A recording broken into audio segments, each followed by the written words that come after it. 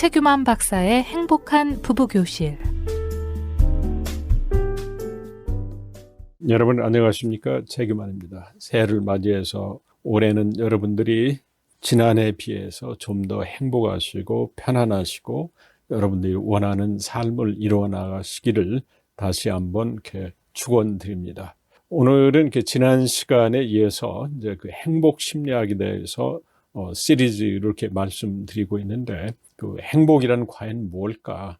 이제 우리가 이렇게 여러 가지 말을 하지만 이거를 구체적으로 정의하기는 쉽지 않다, 이런 말을 지난 시간에 이렇게 말씀드렸습니다. 그러나 이제 우리가 심리학에서 그 행복을 이렇게 정의할 때 우리는 이 생활 속에서 내가 원하는 삶을 이루면서 우리는 여러 가지 욕구가 있죠. 뭐 애착에 대한 욕구, 친밀감에 대한 욕구, 여러 가지 욕구가 있는데, 그러한 욕구가 이렇게 충족되면서 그 과정 속에서 느끼는 기쁨의 정도다라고 이렇게 얘기를 했습니다. 근데 우리가 그 행복과 이 구별되는 그 용어가 쾌락이죠. 나는 이제 행복하기 위해서 쾌락을 느끼고 싶어. 근데 우리가 쾌락이라고 얘기할 때는 뭔가 이렇게 즉각적인 만족을 추구하는 거. 그러니까 음식을 이렇게 먹고 이렇게 만족하고, 또 그다음에 뭐 이렇게 운동을 한다든지, 아니면은 또 우리 인간들은 그 성적인 행동을 하면서 즉각적인 어떤 이 만족을, 이 쾌감을 느끼면서 나 행복해라고 이렇게 생각할 수가 있죠. 특히 이제 술을 마시는 분들은 내가 이렇게 술을 먹으면서 참 행복해.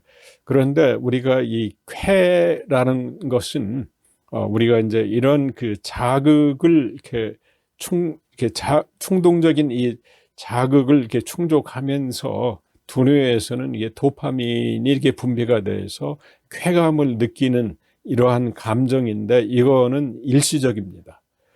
그러나 우리가 이제 행복하다라고 하면은 외적인 영향을 이렇게 좀 덜 받는 상태에서, 외적으로 뭐 비가 오나 눈이 오나 이렇게 좀 전천후에 있는 환경 속에서 좀 더 안정적이고 내적으로 평안함과 안녕을 누리는 이러한 상태를 우리가 이제 그 행복이다 이렇게 얘기할 수 있죠.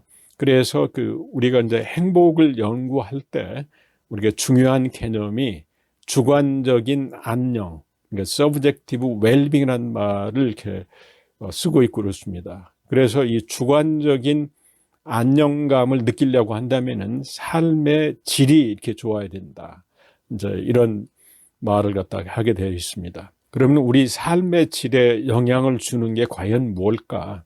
이 분야에 관한 그 연구를 결과를 이렇게 간단히 여러분에게 이렇게 소개를 해드리면은 대체적으로 6가지가 있다고 합니다.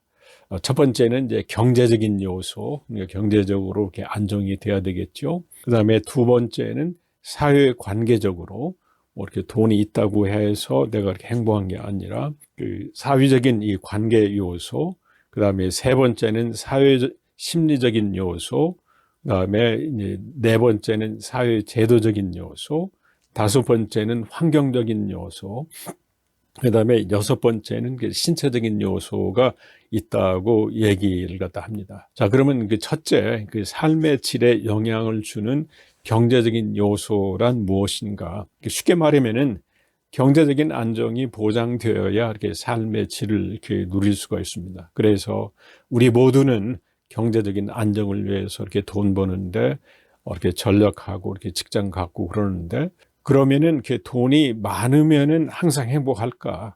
이 경제적인 안정과 행복에 관한 상관관계를 이렇게 보니까 어느 정도 돈의 양이 있을 때까지는 행복한 이 지수하고 상관관계가 있었지만, 돈이 어느 정도 양을 지나게 되주면은 돈이 행복과 이렇게 꼭 상관관계가 있는 건 아니다.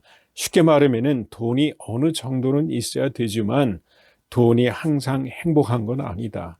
우리는 돈이 있지만 돈을 같이 쓸 수 있는 사람이 주위에 있어야 행복하다.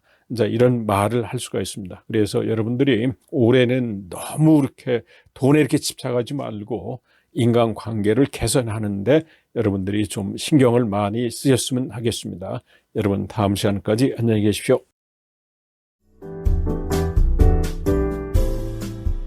지금까지 성심여대 심리학과 명예교수며 한국심리건강센터장인 최규만 박사의 행복한 부부교실이었습니다.